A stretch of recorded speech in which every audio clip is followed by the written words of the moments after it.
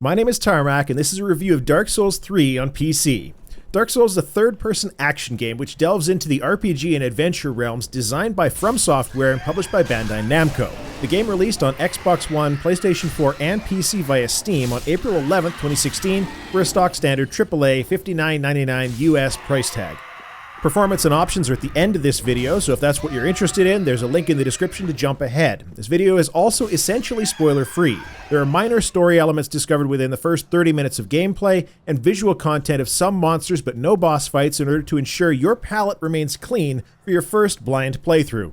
Dark Souls 3 continues the general storyline concept of the world in constant turmoil between flame and darkness. This time around, the player is unkindled rather than hollow, as in Dark Souls 1 and 2, and it's your job to bring the Lords of Cinder back to their thrones by any means necessary so that the flame can be linked again. Or not, if you prefer darkness. From a combat perspective, I personally found Dark Souls 3 to be an excellent mix of Dark Souls 1 and Bloodborne, those being the two games in the series that I have significant experience with. Combat has the weight and variety and weaponry that Dark Souls has, but the fluid motion and general feeling of mobility that came with Bloodborne. It's an excellent mix of the two that removes any lingering doubts about whether it was the game engine that killed you, instead of your own lack of getting out of the way that did it. It has nearly 200 distinct weapons, and while there are certainly some shared movesets among them, it had more than enough variety to keep me swapping weapons out and trying new things. Those weapons are accompanied by an excellent variety in armor, including many sets that will bring back some nostalgia to players, as they will have seen the sets before in previous games, whether usable by themselves or on other NPCs. Players looking for a brand new experience may be disappointed, as the third iteration in the Souls series is very much a Souls game. All of your standard operating items are here: Estus flasks, bonfires, getting ganked by phantoms, shortcuts that circle back around areas, and all of the other bits and pieces that are the hallmarks of the series. Included in that is the difficulty. While it is true that many people playing Dark Souls 3, myself included, found it to be much easier than Dark Souls 1, for example, that is most likely due to familiarity with the game mechanics and how everything plays. I envy those gamers for whom Dark Souls 3 is their first Souls game, for no other reason than I wish I could go back and have my first trip to Las Vegas all over again. There's something magical in the experience of being essentially thrown into an unknown place and being expected to figure it out all on your own without any help.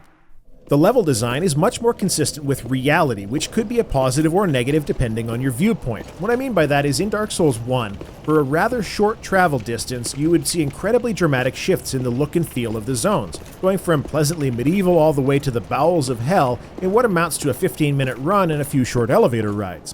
What this did for Dark Souls 1 was to provide an enormous opportunity for awesome area aesthetic and gave the player a wide variety to play in.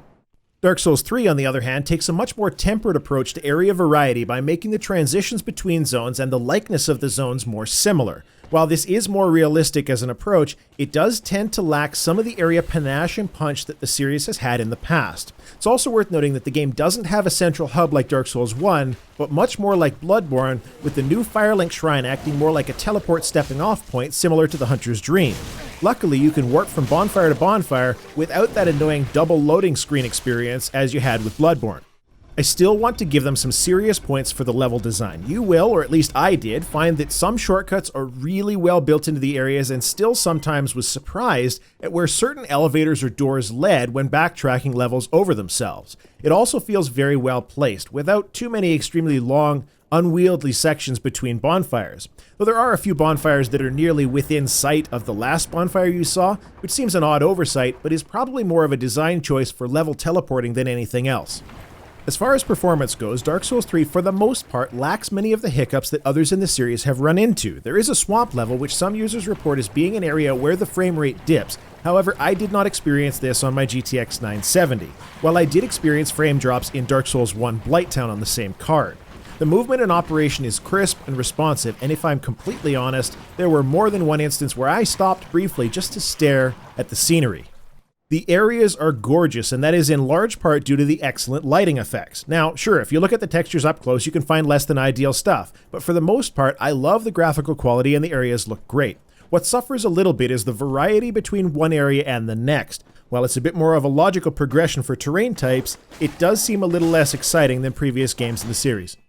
For options, the areas most people are concerned with, myself included, are the graphical options and controls. There is significant opportunity for people to fine-tune the graphics of the game to suit the performance that they want, with everything from texture quality and anti-aliasing down to shader quality and water.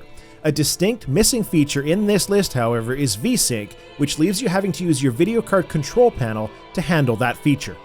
Controls are all able to be remapped, and while it's unfortunate that only the Xbox One controller layout exists for buttons, the PlayStation 4 controller works just fine with something like DS for Windows. And I wanted to add that to date, I have not experienced any issues of crashing, falling through the world, or any other such obvious bugs. My experience with bugs in the game have been minimal, mostly relating to visual issues, where I felt that the hitbox of a monster wasn't calibrated correctly when I saw a miss that involved the weapon clearly clipping into the NPC, but I was not able to reliably reproduce that issue. Dark Souls 3 is an excellent, if almost somewhat nostalgic ending to the Souls series of games. My experience with it was a nearly perfect one from the perspective of performance and stability. I had no crashes and maintained a solid 60 frames per second throughout essentially the whole game. Controller support is functional right out of the box without needing to go to Durante for a fix, and you just need something like DS for Windows to use a DualShock 4 controller. The weapon, monster, and boss variety is great, but the zone visual variety is a bit lacking when compared to the other Souls games. Most zones are tied together nicely, and the ones that aren't can be easily teleported to with short load times, at least on the PC version, which is what I played. All in all, this is a game that is absolutely worth playing. It's worth buying at full price and is a must-have in the game library if you enjoy third-person action games. It's also pretty damn good for working on your hand-eye coordination. And with any luck, From Software will give us some great DLC content in between now and whatever their next dystopian, psychologically horrific game happens to be. My name is Tarmack, and thanks for checking out my review of Dark Souls 3 by From Software. The game is available on Xbox One, PlayStation 4, and PC via Steam with a $59.99 US-based price. I'd love it if you would share this around social media, Reddit, and such, or pop over to Steam, link in the description, and thumbs up my review over there. Cheers, bye-bye.